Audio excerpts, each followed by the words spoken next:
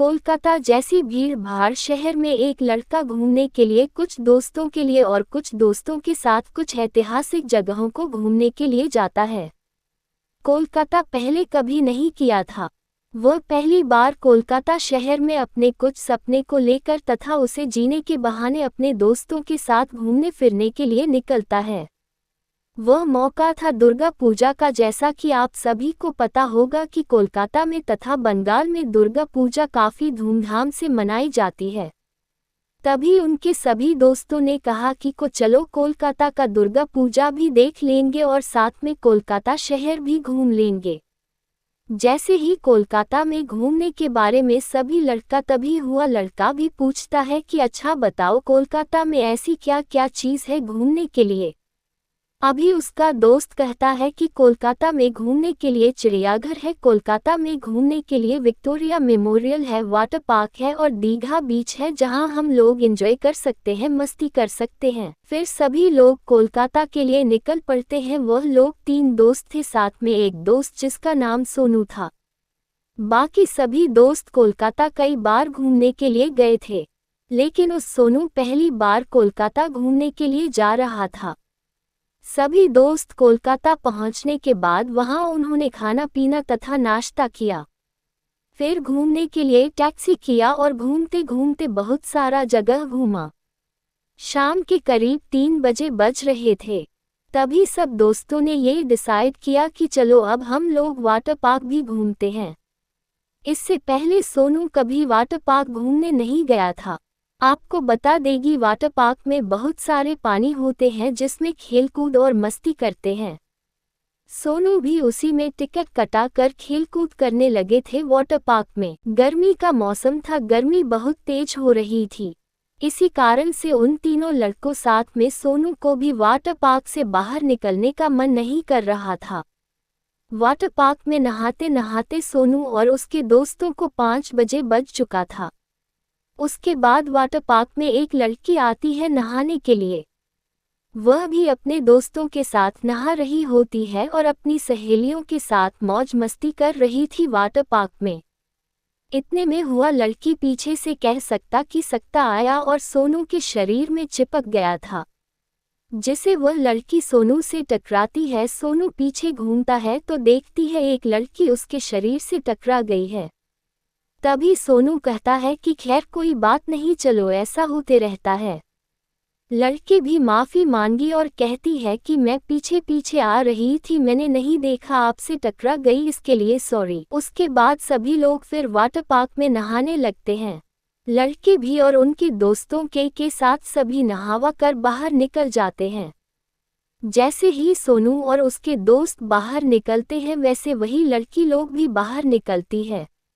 अब सोनू और उससे दोनों से मुलाकात होती है। वह लड़की कहती है कि मैं आपसे टकरा गई थी, उसके लिए मैं गलती मानती हूँ।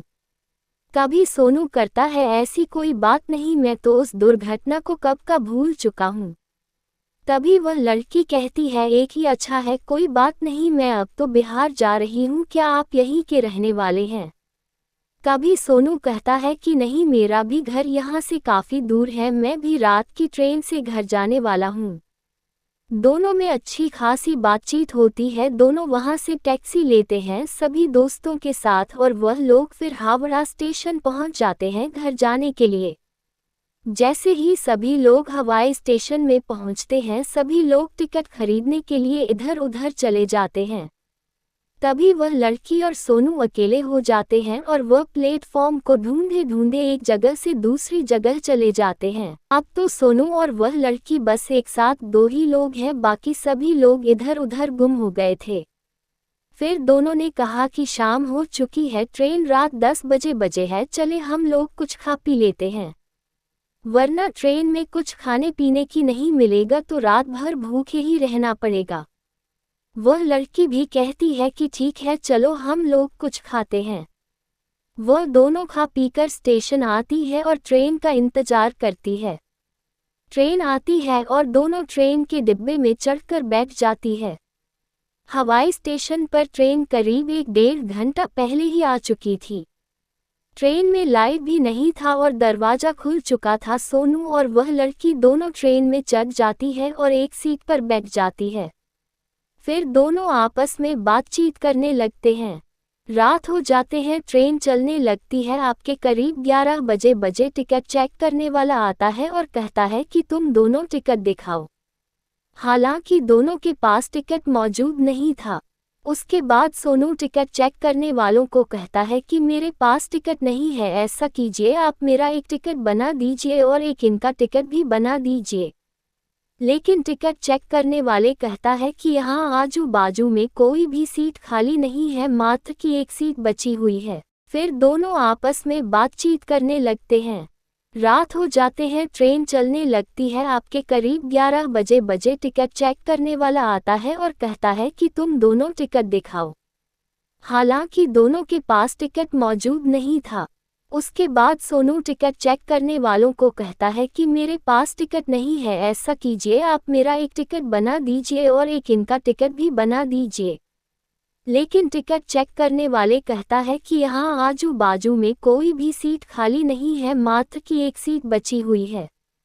सीट एक है मेरे पास और तुम लोग 2 आदमी हो, जल्दी बताओ किसको सीट चाहिए, उसको मैं बना देता हूँ।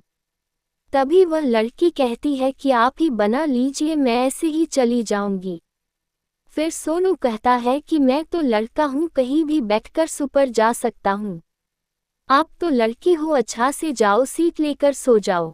लड़की सीट पर जाकर सो जाती है और वहां जाने के बाद लड़की कहती है कि यहाँ तो बहुत सारा जगह है, तुम भी आ जाओ, हम दोनों बैठकर एक साथ पूरी रात गुजार लेंगे। लड़का बहुत थका हुआ था दिन भर घूमने के बाद, मतलब कि सोनू भी थका हुआ था दिन भर घूमने के बाद और वह भी सीट पर आराम करना चाहता था। जैसे ही वह लड़की बुलाती है तो सोनू तुरंत ही ऊपर चला जाता है सीट के ऊपर और बैठ जाता है। अब बैठे बैठे दोनों को नींद आने लगती है। रात के करीब 1 बजते हैं। दोनों आराम से बैठकर सफ़र कर रहे थे। तभी वह लड़की कहती है कि सीट तो बहुत ज़्यादा खाली है, तुम एक साइड सर कर सो जाओ, दूसरे सेट सर करके मैं सो जाती हूँ। दोनों ऐसा ही करता है और सो जाता है। सोते सोते सुबह हो जाती है और दोनों अपने घर की तरफ ट्रेन से गुजर जाती है। सबसे पहले लड़की की मंजिल पहुंच जाती है, वह ट्रेन से उतर जाती है और लड़का का मोबाइल नंबर लेकर जाती है। उसके बाद दोनों में खूब बातचीत शुरू हो जाती है और दोनों आपस में प्रेम करने लगते हैं। फिर एक बार दोनों आपस में मिलते हैं और दोनों के घर वालों को भी जानकारी दिया जाता है। फिर दोनों की शादी हो जाती है।